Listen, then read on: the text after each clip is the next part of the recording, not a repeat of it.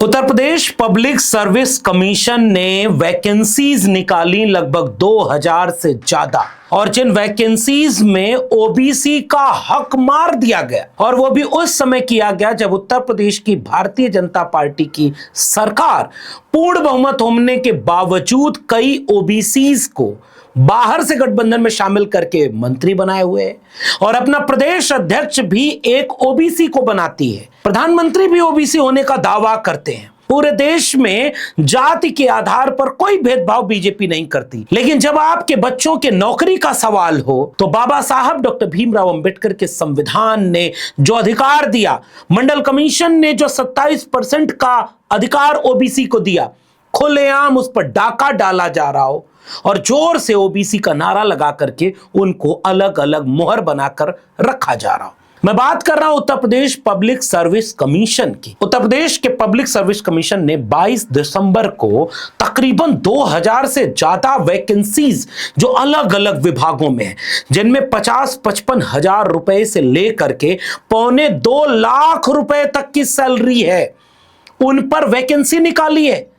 अब जरा पता लगाइएगा कि कितने साल बाद वैकेंसी आई। ऐसा नहीं था कि पिछले साल भी दिसंबर में आई थी या उसके पिछले साल दिसंबर में आई थी। इनमें कई वैकेंसीज ऐसी हैं जो 4 साल, 5 साल, 6 साल बाद आ रही हैं। इसके बाद जब लगभग 2100 के आसपास पद आए तो सैकड़ों पद ओबीसी के डाका मार लिया गया। वैकेंसी आने के पहले ही उनके दिए हुए 27% आरक्षण ही नहीं दिए गए, वो भी तब जब ओबीसी को प्रदेश अध्यक्ष बना दिया है बीजेपी ने। ओम प्रकाश राजभर, अनुप्रिया पटेल, संजय निषाद, तमाम बड़े बड़े ओबीसी के नेता बीजेपी के यहां मंत्री बने बैठे, और उन्हीं के राज में ओबीसी का आरक्षण वैकेंसी में नहीं है। अभी तो हम उस सवाल पर जा ही नहीं रहे कि यूआर यानी अनरिजर्व्ड कैटेगरी के 40% सीटों पर ओबीसी के मेरिट में आने वाले कितने लोगों को मिसलेनियस लिस्ट बना करके शामिल किया जाता है, यूआर पर सिलेक्शन दिलवाया जाता है। एक भी को नहीं दिलवाया जाता। कोई हो तो बताइएगा।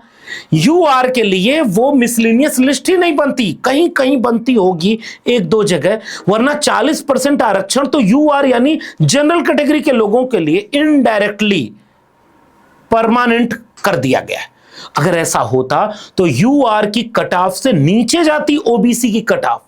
उत्तर प्रदेश की एक वैकेंसी बता दीजिएगा जिसमें ओबीसी की कट ऑफ यूआर के नीचे हो, क्योंकि संवैधानिक आरक्षण का प्रावधान यह कहता है कि 100 में से 40 लोग अगर चुने जाने हैं तो पहले वो 40 लोग ऊपर से यूआर यानी अनरिजर्व्ड वो चुने जाएंगे, जिसमें एससी, एसटी, ओबीसी, यूआर सारी कैटेगरी के लोग होंगे। उसके बाद 27% आरक्षण लागू होता है। उसके बाद 20%, 21% शेड्यूल कास्ट को आरक्षण मिलता है, 1%, 1.5% जो शेड्यूल ट्राइब को। यूपी के लिहाज से बता रहा हूं। और हर बार जब यूआर के नीचे 27% जाएगा तो यूआर से कम कट ऑफ जानी चाहिए ओबीसी की। इसका मतलब यूआर में सबको रिजर्व कर दिया जनरल कैटेगरी के लिए, यानी ये हकमारी तो ऑलरेडी चल ही रही है। अब तो वैकेंसी आई, उसके पहले ही हकमारी हो गई। एक एक करके सिलसिलेवार आपको दिखा रहा हूं, लेकिन ये देख करके आप हैरान हो जाएंगे। मगर सबसे पहले ये देखिए, जो वैकेंसी आई है उसमें एक भी पोस्ट ओबीसी की नहीं है। Uttar Pradesh live stock department के वेटनरी ऑफिसर की पोस्ट पर जब 404 पदों का विज्ञापन आया तो ओबीसी को 0 पद मिले हैं, 0। तो आपको क्या चाहिए? प्रदेश अध्यक्ष बीजेपी ने दे दिया ओबीसी को, राजभर जी को, निषाद जी को और पटेल जी को मंत्री बनाया हुआ है।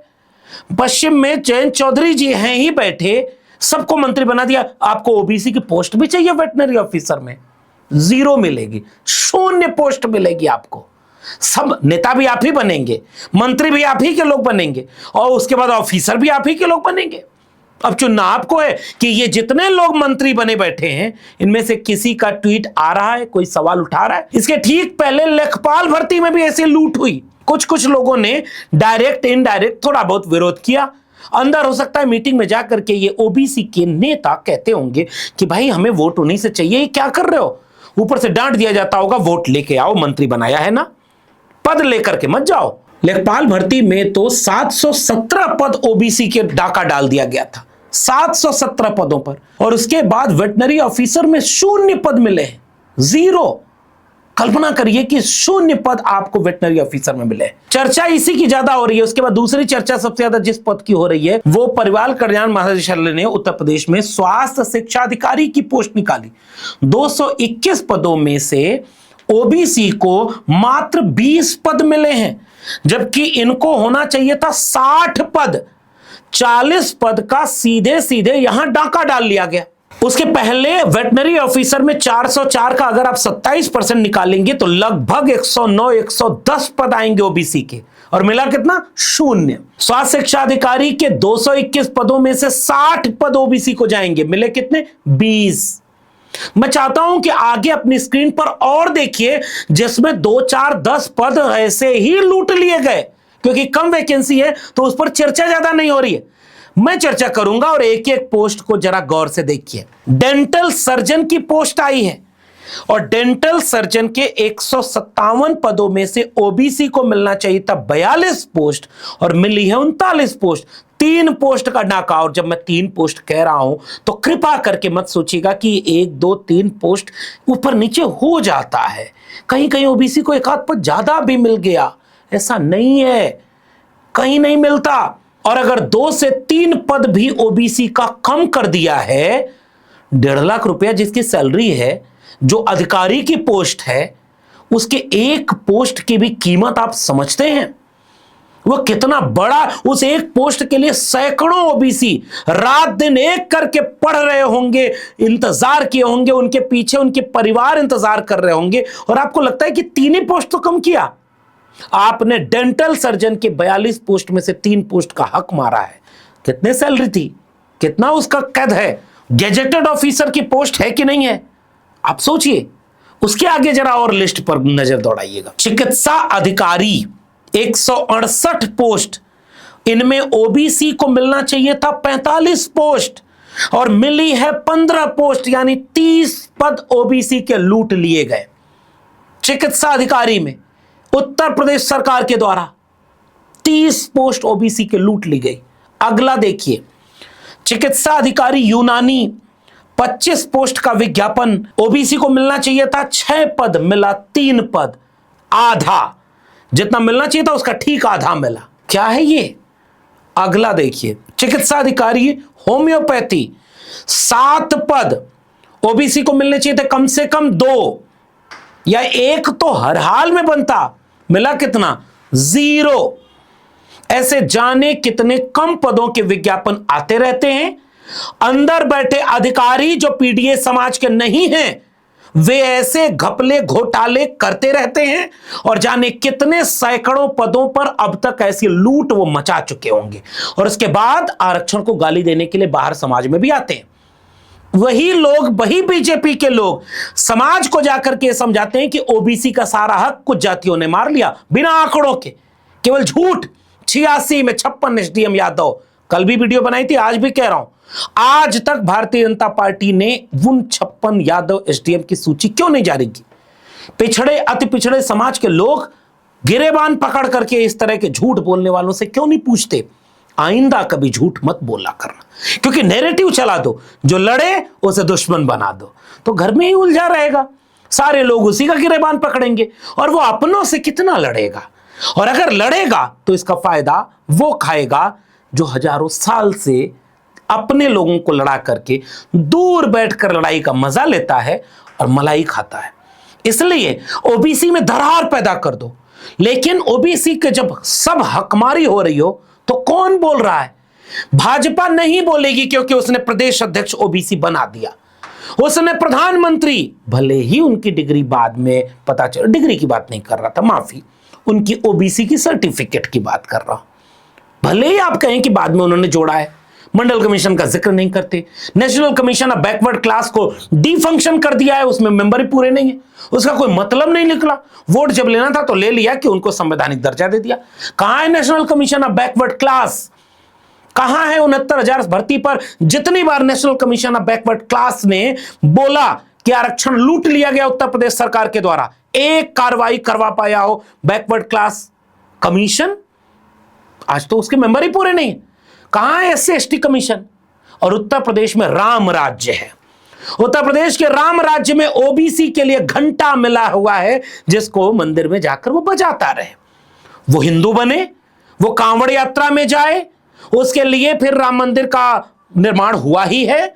हर जिले में मंदिर बनवाया जाएगा ओबीसी के लिए, हर जिले में, हर गांव में कथा करवाई जाएगी ओबीसी के लिए, और हर जगह उनको धर्म के नाम पर हिंदू राष्ट्र बनाने के लिए तैयार किया जाएगा। क्या राम राज आ गया है, मगन रहो, झूमते रहो। और ये जो सैकड़ों सैकड़ों पदों की लूट ली गई है, वो हकमारी कर ली गई है, इस पर कोई नहीं बोलेगा। तो बीजेपी ने अपना एजेंडा क्लियर कर रखा है। उसे नौकरी से मतलब नहीं, वो आपके आरक्षण को लूटेगी, आपके बच्चों के नौकरी, और ये कम से कम 3 साल 4 साल 5 साल 6 साल बाद वैकेंसीज आई हैं, फिर पता नहीं कब आएंगी, सारी संविदा पर चली जाएंगी, सारी आउटसोर्स हो जाएंगी, उसके बाद इनमें रिजर्वेशन अपने आप खत्म हो जाएगा। ये हो सकता है आखिरी बार आई हो, और आखिरी बार ही सैकड़ों पद ओबीसी के लूट लिए। तो बीजेपी ने अपना प्रदेश अध्यक्ष बना दिया, कुछ दिन बाद उसके कार्यक्रम जिले जिले लगवाएगी, हर जाति के 2-4 नेता को ओबीसी के खोजेगी, कार्यक्रम कराएगी, फिर कुछ जातियों के खिलाफ भड़काएगी और फिर वोट वहां डलवाएगी। आपको मैं 3 बड़े मंत्रियों के ट्विटर हैंडल दिखाता हूं। सबसे पहले आदरणीय अनुप्रिया पटेल जी का ट्विटर हैंडल। आप खुद केंद्र में मंत्री हैं और आपके पति राज्य में मंत्री हैं। कई बार आपने चिट्ठियां लिखी हैं, कई बार आपने जाति जनगणना की लड़ाई लड़ी। आप सोनेलाल पटेल जी की शानदार विरासत से आती हैं। आप फाइटर हैं, आप समाज का हक के लिए बोलती हैं, आप पार्टी के भीतर भी बोलती हैं, और आपके पति भी बोलते हैं, अपने लिए भी बोले। कितना हमारे खिलाफ क्या हो रहा है, कुछ नहीं कर पाए, अब तो सब चुप हैं। इसके लिए क्यों नहीं बोले? जिस समय ये लूट हो रही थी ओबीसी के उत्तर प्रदेश में, उनके पति क्या कर रहे थे, उनके ट्विटर हैंडल देखिए। और अनुप्रिया पटेल जी कन्वोकेशन में जाकर के दिल्ली में अंग्रेजी में बढ़िया भाषण दे रही थी। दूसरे मंत्री महोदय को देखिए, ओम प्रकाश राजभर जी, मुख्यमंत्री, उप मुख्यमंत्री, उन सब के साथ ट्वीट कर रहे हैं। आदरणीय संजय निषाद जी, वो मुख्यमंत्री के साथ आज ही चौधरी चरण सिंह जी को याद कर रहे थे। कितना अच्छा लगा होगा चौधरी चरण सिंह जी की विरासत को याद करते हुए। किसी के यहां कोई पोस्ट इस पूरे मसले पर नहीं है कि ओबीसी का आरक्षण लूटा गया। और चौधरी चरण सिंह के आदरणीय पौत्र आदरणीय जयंत सिंह जी, जयंत चौधरी जी क्या कर रहे हैं? मंत्री हैं, केंद्र में मंत्री हैं। सारे लोग मंत्री विधायक बने हुए हैं। बीच बीच में अपने लोगों को बोलते भी होंगे, कोई चिट्ठी कभी लिख देगा, लेकिन लड़ कौन रहा है? वही जिसे बदनाम किया गया। अगर आप सरकार में भी हैं और आपको आरक्षण की भी चिंता है, तो आप कातिल के साथ क्यों खड़े हैं? आपको क्या चुनना है, ये जनता के ऊपर तय कर दें। कहां है मोहन यादव, कहां है भूपेंद्र यादव? और उन लोगों को भी बोलना होगा। मोहन यादव क्या बोले बेचारे, 14% आरक्षण को 27 करना चाहते थे, बल भर गाली दी बीजेपी वालों ने। और अभी करणी सेना और इन सब का कार्यक्रम उसी मध्य प्रदेश में करवा करके उनको गधा बोला जा रहा है। एक भाजपाई उनके समर्थन में नहीं आया कि एक प्रदेश के मुख्यमंत्री को, और वो भी भाजपा के मुख्यमंत्री को, कोई गधा कैसे बोल सकता है। क्या करेंगे मोहन यादव, क्या करेंगे भूपेंद्र यादव? ये सारे लोग ओबीसी के हक के लिए कभी नहीं बोलेंगे। बाकी समाज समझदार है, वो जानता है कि कौन लड़ रहा है और कौन इन मुद्दों पर बोलेगा। समाज मुर्दा हो गया तो आप अपने बच्चों के लिए आरक्षण नहीं बचा पा रहे हो। 1.5 लाख रुपए की नौकरी की नहीं चिंता है अगर आपको, तो बधाई हो, आपके लिए नया राम राज्य बना हुआ है। और भाजपा लाल कारपेट बिछा करके आपके जाति के कुछ लोगों को मलाई खाने के लिए बुला चुकी है। उसे आपके बच्चों की चिंता नहीं है। और अगर आपको चिंता है तो इस मुद्दे को उठाइए, इतना उठाइए कि सारे वैकेंसीज तुरंत रिवाइज हों। एक पोस्ट भी अगर ओबीसी के हकमारी की हो तो ऐसी नहीं होनी चाहिए। इसलिए इस वीडियो को लोगों तक शेयर करिएगा। आगे आपके पास अगर ऐसी कोई और जानकारी हो तो हमें भेजिएगा, हम बोलेंगे। और अगर ये वीडियो लग रही है कि काम की है तो हर एक व्यक्ति तक इसको पहुंचाइए। फिलहाल इस वीडियो में इतना ही। मेरे चैनल को सब्सक्राइब नहीं किया है तो जाते जाते चैनल को सब्सक्राइब करना मत भूलिएगा। बेल आइकॉन यानी घंटी के बटन दबाएंगे तो अगली वीडियो की सूचना मिलेगी। ज्वाइन करेंगे तो हमें ताकत और हिम्मत मिलेगी। अगर आप इस वीडियो को ट्विटर यानी एक्स या फेसबुक पर देख रहे हैं तो डॉक्टर लक्ष्मण यादव को सब्सक्राइब और फॉलो करना मत भूलिएगा। फिर मिलेंगे, तब तक के लिए बहुत बहुत धन्यवाद।